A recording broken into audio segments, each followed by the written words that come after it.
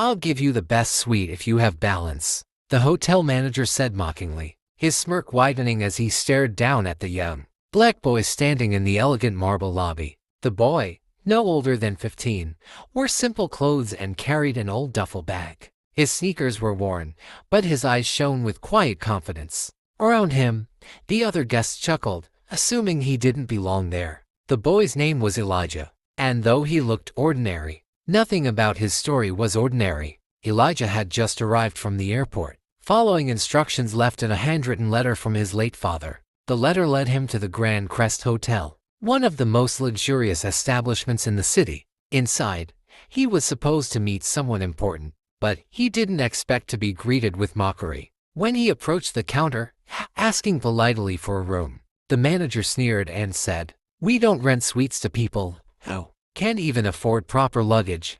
Elijah simply smiled and replied, "My father told me to always ask for the best suite and pay only after." Seeing the view, that only fueled more laughter. The assistant manager added sarcastically, "Sure, kid.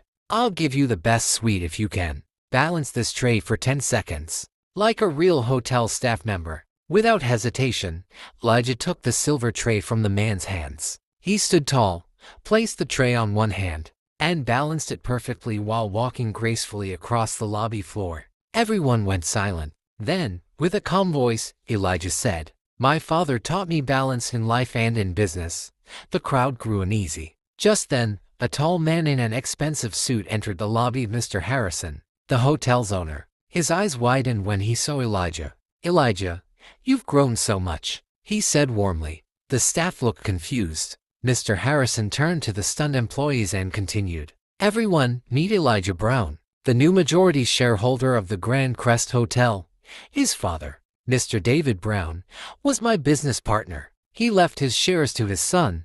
The entire lobby froze. The same boy they had mocked now, on the very hotel they worked for. The manager's smirk disappeared, replaced by panic. Elijah looked at him calmly and said, "You were right, I do have balance, but not the kind you can see." With quiet dignity, Elijah handed the man his tray and walked toward the elevator to the presidential suite, to the very room he had asked for. From that day on, every employee at the Grand Crest learned a lesson they would never forget. Never judge someone's worth by their appearance, because true balance is built on respect, not arrogance.